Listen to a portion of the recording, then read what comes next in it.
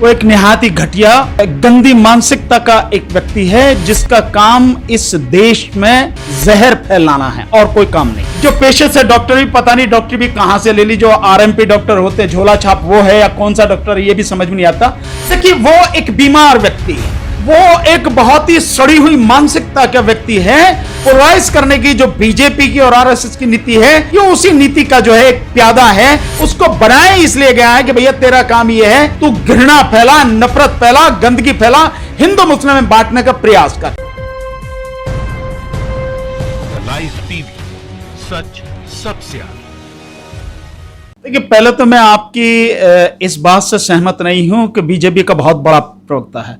वो एक निहायत ही घटिया और बहुत ही गंदी मानसिकता का एक व्यक्ति है जिसका काम इस देश में जहर फैलाना है और कोई काम नहीं। आप उसकी सारी चीजें देख लो और मैं समझता हूं सबसे बड़ा जो उसकी इस जहर फैलाने का एक उदाहरण है वो आपने देखा होगा कि जब राजीव त्यागी जो कांग्रेस के प्रवक्ता हैं, जिस तरह से उनको सीधा सीधा निशाना करके कहा गया कि ये टीका लगाने से हिंदू नहीं बन जाते हैं और ये जो है हिंदू दिल से होते हैं और ये जयचंद और मतलब न जाने कितनी कितनी घटिया बातें की। ऐसा एक व्यक्ति जो पेशे से डॉक्टर भी पता नहीं डॉक्टर भी कहां से ले ली, जो आरएमपी डॉक्टर होते झोला छाप वो है या कौन सा डॉक्टर है ये भी समझ में नहीं आता। लेकिन ऐसा निहायत घटिया व्यक्ति जो हमेशा देश के माहौल को खराब करने में लगा रहता है, खराब करना चाहता है, इस देश में दंगे कराना चाहता है, आप उस आदमी को कह रहे बड़ा प्रवक्ता। वो बड़ा क्या, वो तो छोटा भी नहीं है। हाँ है, बीजेपी ने कर रखा प्रवक्ता है बोलने वाला, क्योंकि वहां तो जितने भी घटिया से घटिया लोग हो सकते हैं, जितने भी आग लगाने वाले हो सकते हैं, दंगा भड़काने की जो सारी कवायद कर सकते हो, ऐसे लोगों को वहां तो प्रवक्ता बनाया जाए तो वो प्रवक्ता है। दूसरी बात, एक व्यक्ति को कुछ भी करने से पहले मैं समझता हूं 100 बार सोच लेना चाहिए कि वो क्या कह रहा है, और किसी भी चीज को करने से पहले उसकी जांच पड़ताल कर ले तो ज्यादा बढ़िया है। ये जो इसने ट्वीट किया, एक ये टारगेट करके किया कि अगर हिंदुओं के विषय में कोई बात कही जा रही है तो निश्चित रूप से मुस्लिम होगा, ये कोई ऐसा होगा जो हिंदुओं से नफरत करता, इसीलिए वो माहौल को गंदा करने के लिए की जा रही है। आखिर में वो लड़की जो निकली वो हिंदू ही निकली, चाहे जिस तरह से है, जैसे भी है, सुष्मिता करके शायद उसका नाम है, वो हिंदू ही निकली। तो पहले उसे सोचना चाहिए था कहने से पहले, लेकिन इनका सोचना नहीं है, इनका तो केवल प्रचार ही है। ये और इनका टोटल गोदी मीडिया वो सारे वही प्रचार कर रहा है। आपने देखा होगा जो निजामुद्दीन मरकज को लेके, जब इन्होंने तबलीगी जमात को लेके जो इन्होंने गंद फैलाई और पूरे मीडिया में जो 3 महीने तक इन्होंने लगातार जो मरकज वाले लोग हैं, तबलीगी जमात वाले लोग, उनको लेके जो घृणा फैलाई, तो इनका काम तो घृणा फैलाना है और कुछ नहीं है। और इनकी घृणा का नतीजा आखिर में यह होता है, क्योंकि इस देश में अभी बहुत अच्छे लोग भी बचे हैं, मरे नहीं हैं, उनकी जुबानें बंद रही हैं। उसका नतीजा यह होता है कि जैसे आपने तबलीगी जमात के विषय में जो फॉरेन से जो आए लोग हैं, जो विदेशी हैं, जिनको बंद कर रखा था, गिरफ्तार किया हुआ था, झूठी एफआईआर बना के, उसमें जो 21 अगस्त को एक फैसला आया है बॉम्बे हाई कोर्ट की जो औरंगाबाद ब्रांच है, उसकी जो डिवीजन बेंच है, जिसमें जस्टिस टीवी नलवाडे और जस्टिस एमजी सेवलीकर, उन दोनों का जो जजमेंट आया है, आप उससे देख सकते हैं, उन्होंने बहुत साफ उस जजमेंट में कहा है कि ये जो सारा सब कुछ किया गया है, इन लोगों को बलि का बकरा बनाया गया है। वो बलि का बकरा इसलिए बनाया गया क्योंकि जनवरी 2020 से पहले जो आंदोलन सी और एनआरसी के विरोध में चल रहा था, उस आंदोलन में क्योंकि अधिकतर मुस्लिम समाज के लोग शामिल थे और ये सरकार इस कोरोना के समय में, इस महामारी के समय में, आपदा के समय में ढूंढ रही थी कि कोई किसी को बलि का बकरा बनाया जा सके, तो ये विदेशी इनको बलि का बकरा उन्होंने बनाने के लिए चुना और उनको बलि का बकरा बना दिया। हकीकत यह थी कि जो आंदोलन था, उस आंदोलन कि सारी जो है सब कुछ आंदोलन ही उसके पीछे इनका हाथ था और इसीलिए इन लोगों को गिरफ्तार करके यह किया गया कि इनको गिरफ्तार करके जो मुस्लिम समाज के लोग हैं, भारतीय मुस्लिम हैं, उनको यह चेतावनी दी गई, उनके मन में यह डर पैदा किया गया कि तुम अगर कुछ भी करोगे, जरा भी बोलोगे, तो कहीं भी किसी भी तरह से तुम्हारे खिलाफ कुछ भी किया जाएगा। और अगर तुमने विदेशियों से या विदेशी मुस्लिम देशों से अगर तुमने कोई संबंध रखा तो तुम्हें बख्शा नहीं जाएगा।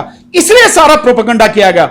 और ये उसी की सारी वो है कि किसी तरह से आग भड़के, किसी तरह से आग भड़के, किसी तरह से हिंदू मुस्लिम दंगा हो, क्योंकि हिंदू मुस्लिम के अलावा इनके पास कुछ भी नहीं है। देखिए, वो एक बीमार व्यक्ति है, वो एक बहुत ही सड़ी हुई मानसिकता का व्यक्ति है, वो मानसिक रूप से विकृत व्यक्ति है, मैं ये कह सकता हूं।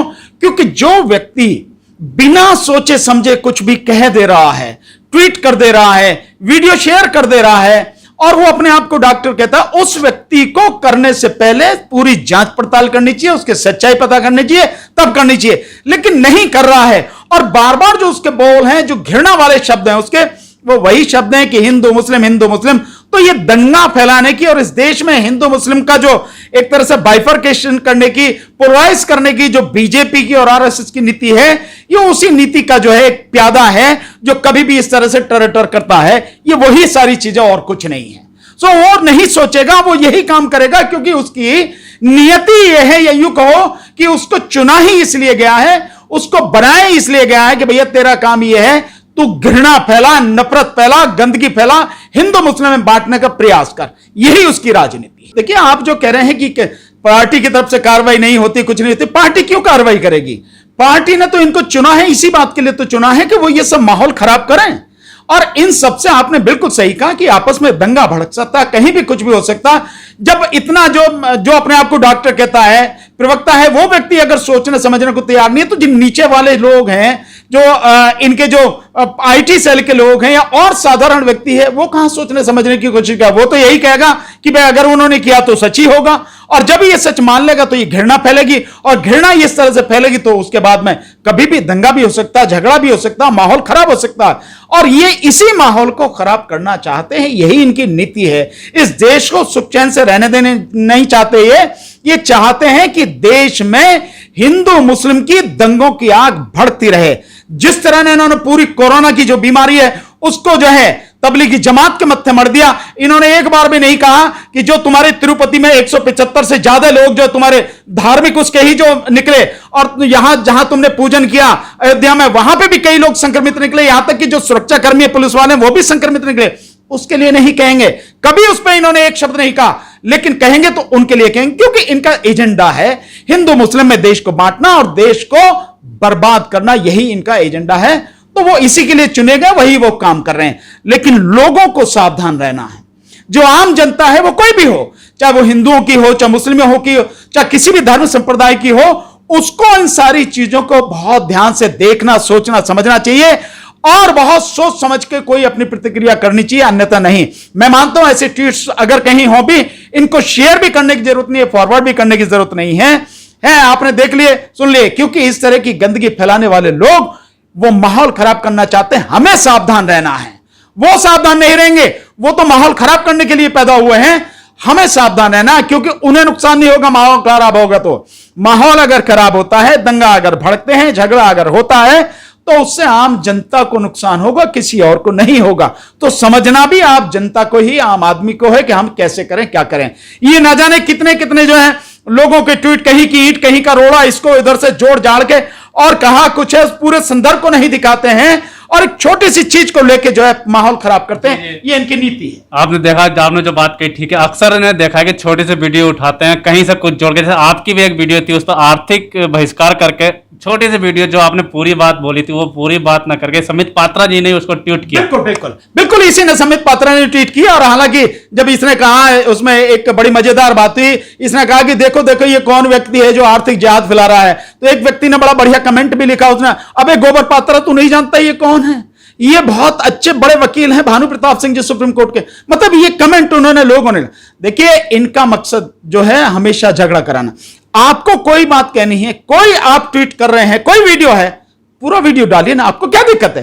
क्यों वो 2 लाइन जो आप उठा के यहां से 1 लाइन उठा दी, वो उठा दी और उसी से माहौल खराब करने का प्रयास करते? तो पूरा वीडियो डालिए ना, वो किस संदर्भ में कहा गया, उसके पीछे की सोच क्या है, आदमी बताना क्या चाह रहा है, संदेश क्या देना चाह रहा है, वो पूरा बताइए। लेकिन वो नहीं करते हैं। इनका काम ही यह है कि बस कट पेस्ट करो और माहौल को खराब करो।